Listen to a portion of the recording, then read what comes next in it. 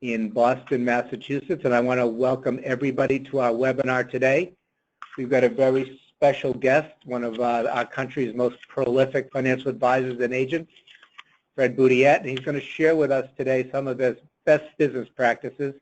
But today's topic is going to be around stop chasing prospects, and we'll get into the meat of the webinar in a few minutes by talking a little bit about who we are and why we're doing this. So firstly, as I said earlier, my name is Brian Donahue. I'm the President and CEO of DMI Marketing here in Boston, Massachusetts. We've been doing this for about 27 years. And we're a traditional IMO in that we work with retail financial advisors, independent financial advisors all around the country in annuity and life insurance sales primarily. But really what differentiates us from the competition, in our opinion, and our agent's opinion, is the marketing value add that we deliver. And what I mean by that is whether it's digital marketing, email marketing, website marketing, seminars and workshops, corporate branding, corporate identity, a whole host of tools and strategies and techniques to get better qualified prospects in front of financial advisors. That's what our forte is here. And we have a whole team of marketing experts and talented individuals that all have specific specializations, again, whether it's a website or digital or social media or workshops and seminars. That's really our differentiator. So one of the differentiators is today, and it's people like Fred who are very nice to partner with us and share with our audience what's made him so successful. And today, again, is going to be why you should stop chasing prospects. So I'm going to let Fred talk a little bit about his company and himself, and then we're going to get right into the program because I know we all have limited time. So Fred, why don't you give some background as to you and your company and your practice, the VISPA Group. Okay. Well, we're located in Worcester, Massachusetts, the central part of the state, and we've been in business since 1998. I started here. I actually had grown up in the Worcester area, but I had been away for like 25 years. So I relocated and had no warm market at all to start from. But I had a business model in mind. And so I had to start by creating a series of free reports that addressed issues that were important to retirees or soon-to-be retirees. And I started by back then running some small newspaper ads offering free information, and then from that was able to build the business the way that I wanted it. Well, that's good, Fred. So that's a good jumping point for today's topic because you parachuted into Worcester a number of years ago and had no warm market at all. You started literally from scratch, and you made a business decision that you wanted to build your business with a certain fundamental philosophy of not chasing prospects. So maybe you can give everybody a high-level overview of, what those two processes were, because we've got them here up on the screen, and then we can delve into each one in detail so we can get the folks on the call understanding how it works and why it works and how they might get involved. Okay.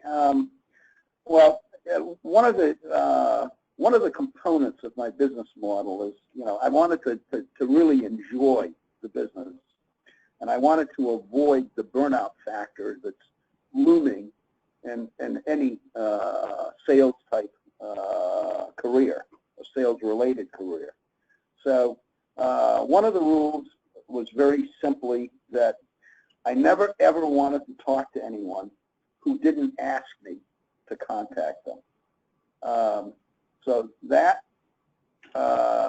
I honed in on developing a solid referral system. So those initial people that came in, I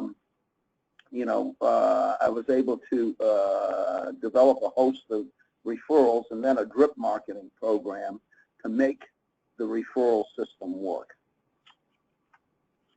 Okay, well, that's great. So maybe we can talk a little bit more about each one of these components.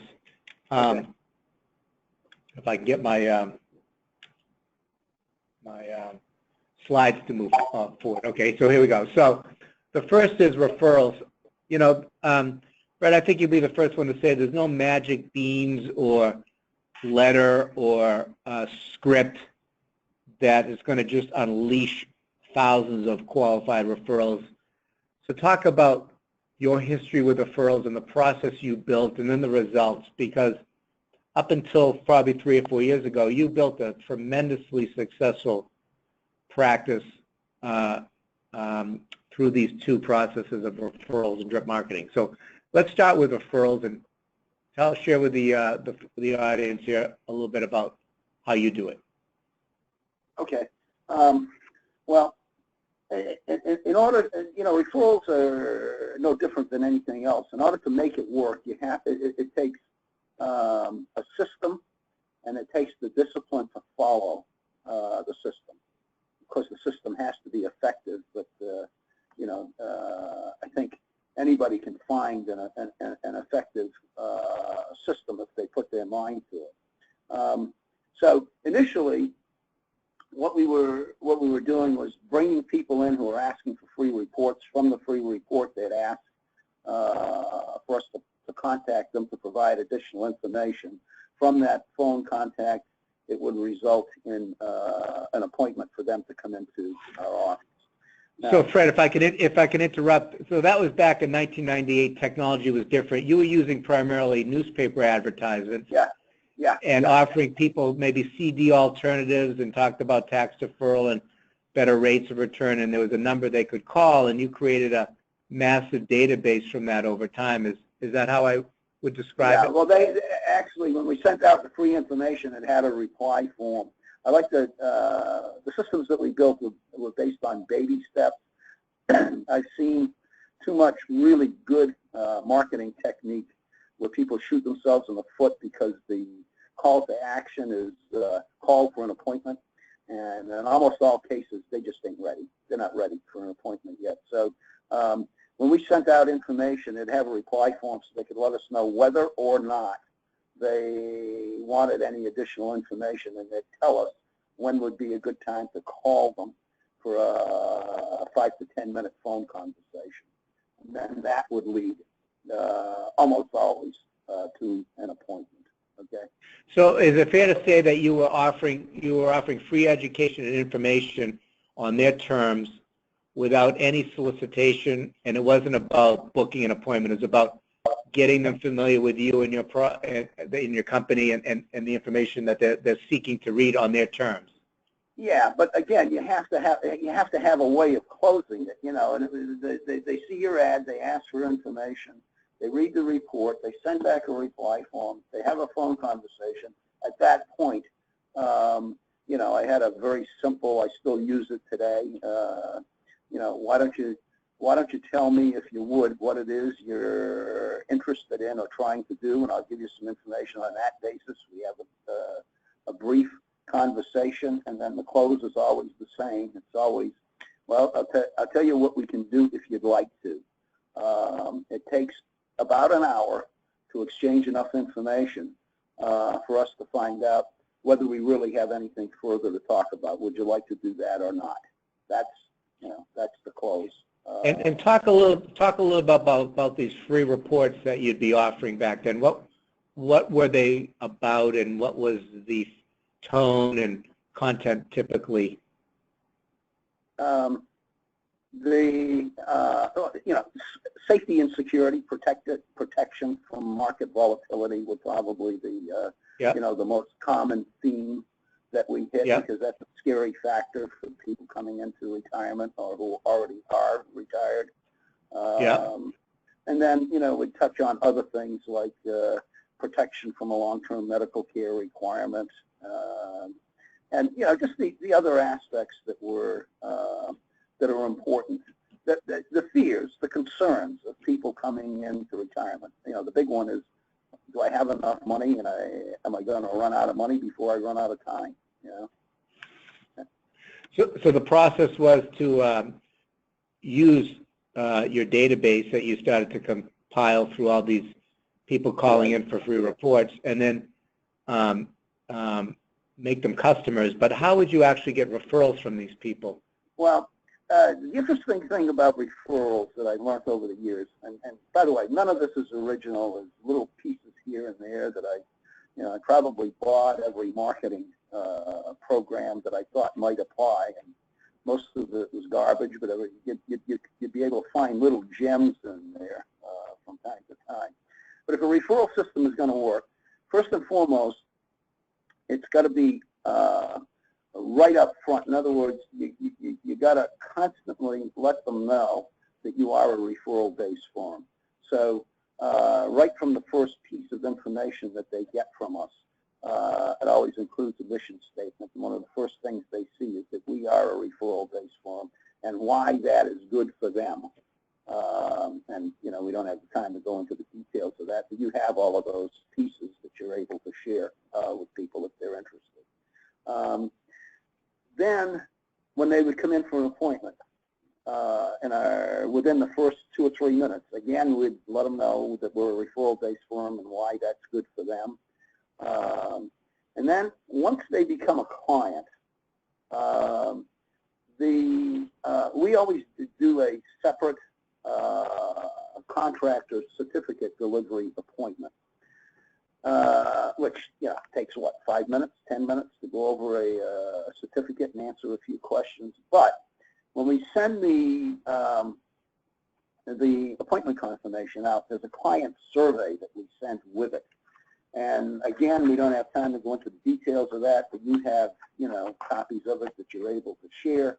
Basically, what it's designed to do is first and foremost defuse the common objections to giving referrals.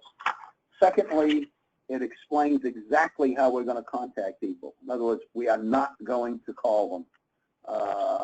We're going to send them some information with a reply form. They can let us know whether or not they want any additional information, that sort of thing. So how would you diffuse these concerns? We'll talk about those, and then we'll talk about the things you would send to. Okay. There's a couple of questions on the first page. It says, starts by, please help me to continue to provide you and my other clients the very best service possible by critiquing how I work for you. First question is, what could we do to change or improve the way we work for you so far? And usually the answer is that they write in is nothing. The next question is, what did you like best about the way that we've worked for you so far? And they'll usually have a comment in there. Almost always it's no pressure and things that evolve around that. The next question is, in our process of making information available to you, did you ever feel pressured or in any way uncomfortable with the process? Yes or no? Once you decided you wanted to speak with me on the phone, did I ever make you feel pressured to make an appointment or uncomfortable in any way? Yes or no? Once you decided you wanted to meet with me, did I ever make you feel rushed or pressured to make a decision? Or did you ever feel I was trying to persuade you? Yes or no? Now, aren't those the reasons why people don't want to give referrals? Yeah. So when they go down the list and it's no, no, no, you've essentially diffused the reasons people don't want to give referrals. So how are you actually getting the names and Fred? Because the next page, right. The next because page, in the next. Go ahead, Fred.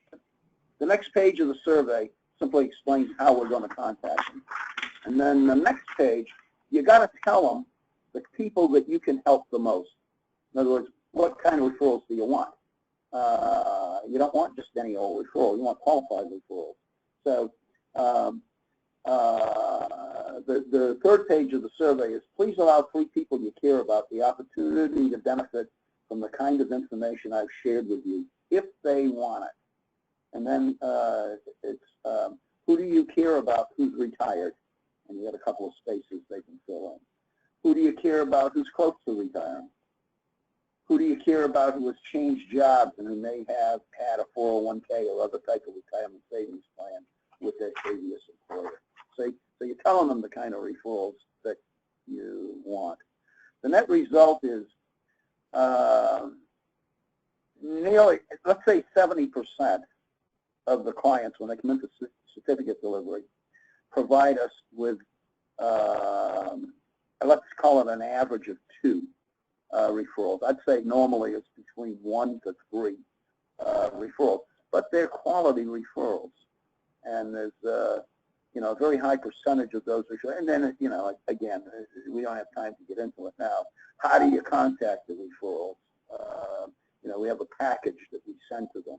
Right. So I think one of the key components here, Fred, is you're not jumping on the phone and calling these people. You're then sending them free information and reports and education, just like the way you got the original client that's offering the referral. Yeah. It's through. Yeah, we have our main marketing piece, Brian, as you know, is that I call it the nest egg brochure that has a mission statement and talks a lot about retirement income planning and the concerns that people have. And then it's got a series of, 13, 14, 15 actual case examples of how we've been able to help people. And those are deliberately diversified to cover different scenarios. A lot of times when people come in, they'll say, that information you sent me, it's number 11. That's the one that, applies to us, kind of thing. So they're very much preconditioned. Before we use them. So talk about, Fred, before we get to the umbrella that kind of hangs over all of this for the drip marketing, talk a little bit about some of the statistics you've experienced because of what you've perfected in your processes. How many referrals you're typically seeing per week now, and then how many people a year do you sell as a result of your referrals? Yeah, Brian, I know that we're getting the referrals from about 70%. That it's hard. I haven't really tracked the number of appointments a week or per month type of thing. Okay. Because it bounces around. What I can say is when they come in from referral, it's like a 90% closing ratio. All right, and it actually is higher than that. So you don't need a lot of appointments from referrals to make a pretty substantial income. You just need for the system to work, and you have to have the right kind of components and that sort of thing, which we're easily able to show people how to do if they're seriously interested in implementing. But it's the same thing that I've experienced so many times in the past. You go to some type of marketing conference, you get a whole lot of information, and yeah, this is great. I'm going to do this. I'm going to do that. And by the time you get back to your office, you get this going on, that going on, and it just falls by the wayside. I think the advantage that you have and that you're able to provide for your agents is that any of my systems are packaged. It's the reports, the approach letters, the reply forms, the telephone scripts, all of that is already there. It's a plug and run type of scenario, as opposed to something that they got to go back and implement on their own. Yep. Okay. And that's we can talk about that as we close out the call. But maybe as we go to the next slide here, Fred, you can talk about kind of the engine that really drives everything in your practice, referrals and new business and new appointments and new sales. It's this drip marketing that you've perfected over the last 20 years. Maybe you can talk about that mechanism and the history and results of your drip marketing process. You see, everybody on this call has had referrals I'm going back to things that I did years and years ago in a different arena, but you get a referral, you make your contact, you don't get an appointment, that's the end of it. I realized that was an enormous mistake, that there was a tremendous amount of income that was just being flushed down the toilet doing that. So in order to make a referral system really work, because not everybody, just because they were referred to you, is ready to do business with you right now. In fact, I have somebody coming in later today. It's a classic example. His parents were clients of mine about 10 years ago. He was referred to me. I sent him some information.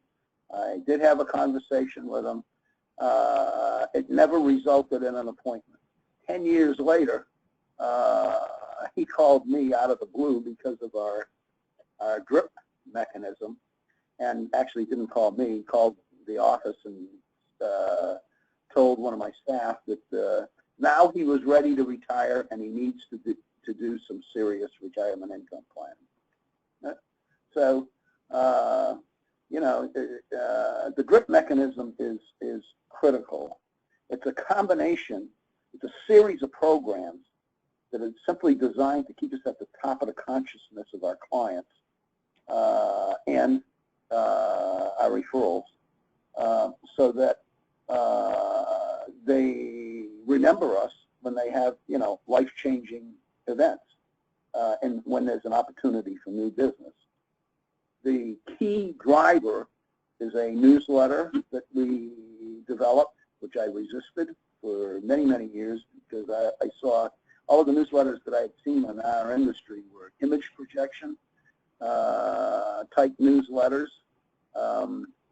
I was able to eventually design a newsletter that's also a direct response mechanism. So we generate, every time we send the newsletter out, we get requests back for information, which leads to appointments and so forth.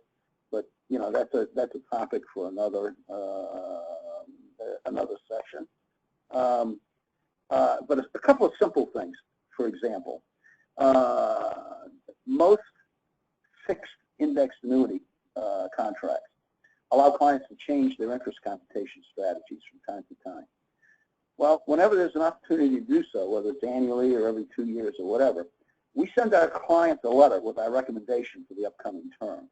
Now, in most cases, not always, but in most cases, we're simply recommending that they stayed with the strategy that they're already using. But you know what? It's another touch. It lets them know that we're thinking about them.